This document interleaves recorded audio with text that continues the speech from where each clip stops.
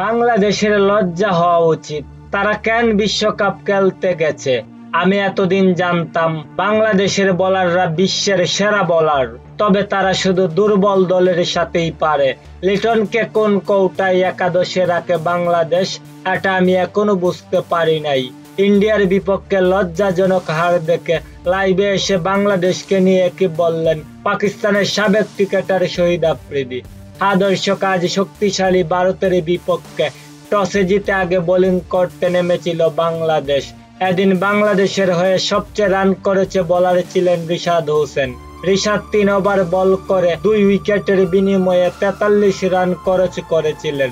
তারপর Mustafiz 4 over bowling করে কোনো উইকেট না তুলে 48 রান দিয়েছিলেন। এদিন সাকিব, তানজিম কেউই ভারতের ব্যাটারদের বিপক্ষে তেমন ভালো বোলিং করতে পারেননি। এদিন ভারত নির্ধারিত ওভার শেষে 5 উইকেট হারিয়ে 196 রান সংগ্রহ করেন। আর এই বড় রানের লক্ষ্যে ব্যাটিং করতে নেমে শুরুতে লিটন দাস মাত্র 13 রান করে আউট হয়ে দলকে বিপদে ফেলে যান। এদিন ইন্ডিয়ার বিপক্ষে বাংলাদেশের বোলারদের এমন দুর্বলতা দেখে পাকিস্তানের সাবেক ক্রিকেটার শহীদ আফ্রিদি বলেন, আমি প্রথমে বাংলাদেশের বোলারদের বিশ্বের সেরা বোলারদের তালিকায় জায়গা করে দিয়েছিলাম, তবে তারা শুধু দুর্বল দলের সাথেই পারে।